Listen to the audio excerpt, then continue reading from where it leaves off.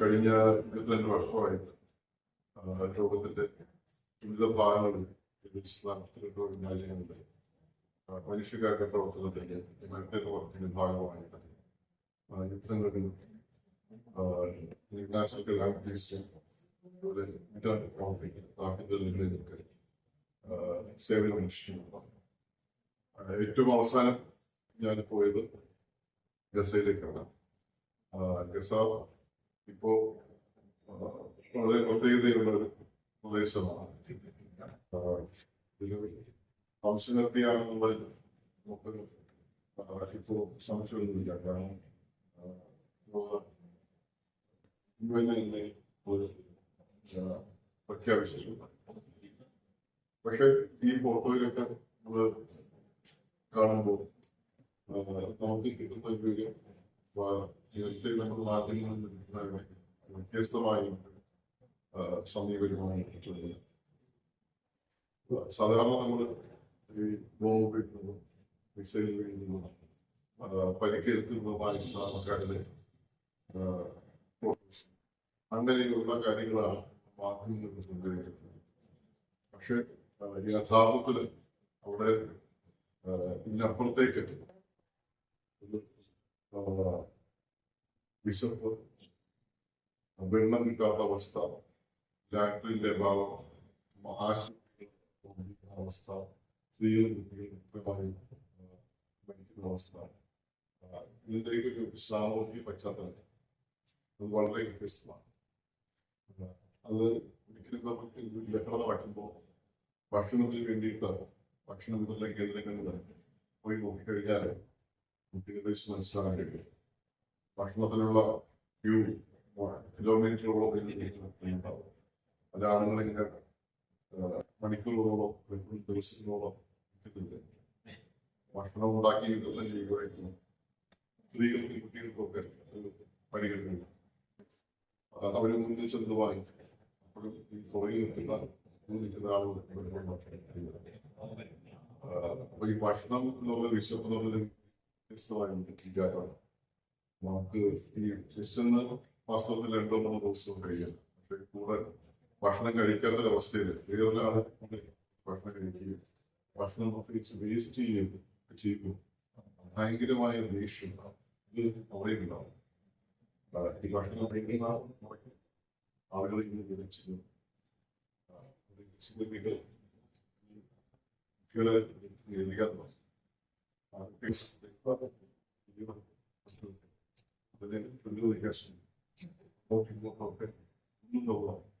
അവസാനം അവിടെ ഉപയോഗിക്കുന്ന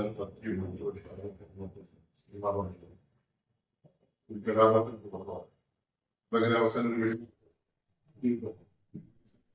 ആൾക്കാരെ കുറിച്ചുള്ള മരിക്കുന്ന ഒരവസ്ഥയിലാണ്. ഇതുപോലെ തന്നെയാണ് കുട്ടികളുടെ അവസ്ഥ വളരെ ദയനീയമാണ്. ഒരു വീട്ടിലേക്ക് പലപ്പോഴും 15 മുതൽ 20 വർഷത്തിന്റെ കുട്ടികളെ നോക്കാനായിട്ട് ആരുണ്ടാവില്ല. ഭൂരിപക്ഷം പേരും ഈ പ്രായമായ ആൾക്കാരൊക്കെ ഭക്ഷണം മറ്റു കാര്യങ്ങളുമായിട്ട് കുട്ടികളോട് വളരെ സ്വതന്ത്രമായിട്ട് അവരുടെ ലോകത്ത് മാത്രം നടക്കുന്ന കാണുന്ന വണ്ടികളിലേക്ക് കയറി പോകും. കാളവണ്ടി, കുതിരവണ്ടികളുമാണ് ഈ കഴുത വണ്ടികളുമാണ് ഉണ്ടാവുന്നത്. അതിൽ കയറി എങ്ങോട്ടത്തില്ല സ്ഥലത്തൊക്കെ പോയി കഴിഞ്ഞ് തിരിച്ച് അവരുടെ വീട്ടിലേക്കുള്ള വഴി എങ്ങോട്ട് പോകുന്നതിനെ നമുക്ക് അറിയില്ല. കാരണം അവര് ഓൾറെഡി ഈ പറയുന്ന ആവശ്യങ്ങൾക്ക് വീട്ടിൽ മാറും. എവിടെയാണെന്ന് വീട്ടിൽ പറയാൻ കഴിയും.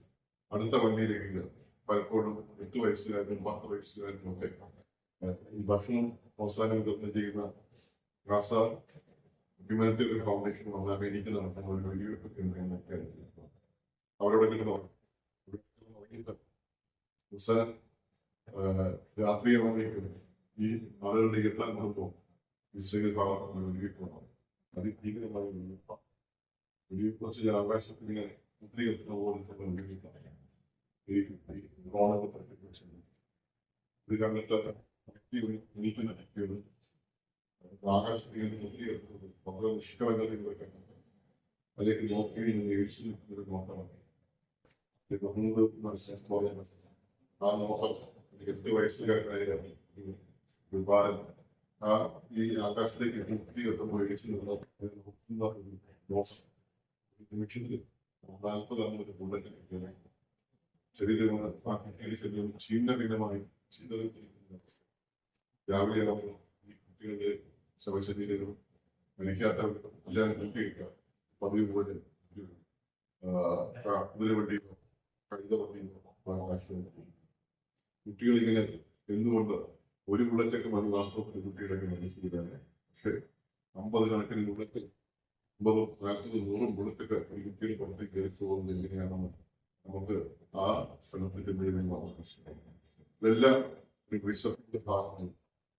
ആ സമൂഹം കൊണ്ട് നമുക്കൊരു മൊത്തത്തിൽ സാമൂഹ്യ വിരുദ്ധരെ കൊണ്ടോ അല്ലെങ്കിൽ ഗുണ്ടാസംഘങ്ങളെ കൊണ്ടോ തന്നെ പോകാം. പക്ഷെ അങ്ങനെയല്ല, വിശപ്പാണ്. ആ വിശപ്പ് ആ മനുഷ്യൻ ഉണ്ടാക്കിയിട്ടുള്ളത്. അവർ 6000 ട്രക്കുകളുടെ അപ്പുറത്ത് അതിർത്തിക്കപ്പുറം ആ ട്രക്കിനൊന്നും കടത്തി വിടുന്നില്ല. 20 ലക്ഷം പേർക്കുള്ള ഭക്ഷണം വെറും ഒരു 20 ട്രക്കിലൊക്കെ ആയിട്ട് പോകാൻ ഒരിക്കലും കഴിയും. അതിന്റെ ഭക്ഷണമില്ലാതിരിക്കുമ്പോൾ ആൾക്കാർ ഈ പറഞ്ഞ ഭക്ഷണം തേടി എത്തി ഈ പറയുന്ന പ്രദേശമാകെ ഇറങ്ങി ആ വെടിവെപ്പിലേക്ക് പോയി വെടിവെപ്പിൽ മരിച്ചു വീണു. മുതിർന്ന കുട്ടികളുമടക്കം മരിച്ചു വീണു. അവരുണ്ടാവുന്ന കലാപത്തിൽ മരിച്ചു വീണു. ട്രക്കുകളിലേക്ക് കയറി അവിടെ നിന്ന് മരിച്ചു വീണു. അങ്ങനെ നിരവധി കലാപങ്ങളാണ് വാസ്തവത്തിൽ ഉണ്ടായത്. ഈ സമൂഹം ആകെ ഈ പറയുന്ന പ്രാകൃതമായ അവസ്ഥയിലേക്ക് പോകുന്ന ഒരു കാഴ്ച നമുക്ക് കൊടുക്കാൻ കഴിയുന്നു. ഇതൊക്കെ നമുക്ക് ഒരു മാധ്യമങ്ങളിലൊക്കെയും ഒരിക്കലും നമുക്ക് കാണാനും കേൾക്കാനും കഴിയാത്ത കാഴ്ചകളാണ്. വാസ്തവത്തിൽ യുദ്ധത്തിനകത്ത് അതിൽപ്പെട്ട് പോകുന്ന ജനതാണ് വാസ്തവത്തിൽ അനുഭവിക്കുന്നത് ഇങ്ങനെയാണ്. വെള്ളമില്ലാതാവുന്നത്, ഇലക്ട്രിസിറ്റി ഇല്ലാതാവുന്നത്, ഭക്ഷണമില്ലാതാവുന്നത്, ഫ്യൂൽ ഇല്ലാതാവുന്നത്. ഒരുപക്ഷെ നമ്മളെ അവസ്ഥ തന്നെയായിരുന്നു. നമ്മൾ വളരെ സ്നേഹത്തോടെ മനുഷ്യന്മാരെ അപ്പുറത്ത് ചെയ്തിരിക്കുന്നു. ഇങ്ങോട്ടും പോകാനും ബഹളം ഉണ്ടാക്കുവാനും അതിൽ അഭിനമിക്കുവാനുള്ള ഒരു സാധ്യത നമുക്ക് അപ്പുറത്ത് തന്നെയാണ് തിരിച്ചുണ്ടാകാം. യുദ്ധം ഒത്തിരി പരിഹാരമില്ല, തിരിച്ചത്. സമാധാനം എന്തിനു വേണ്ടിയാണ് ചോദ്യത്തിന് ഒരു പക്ഷേ ഈ ഒരു പ്രദർശനം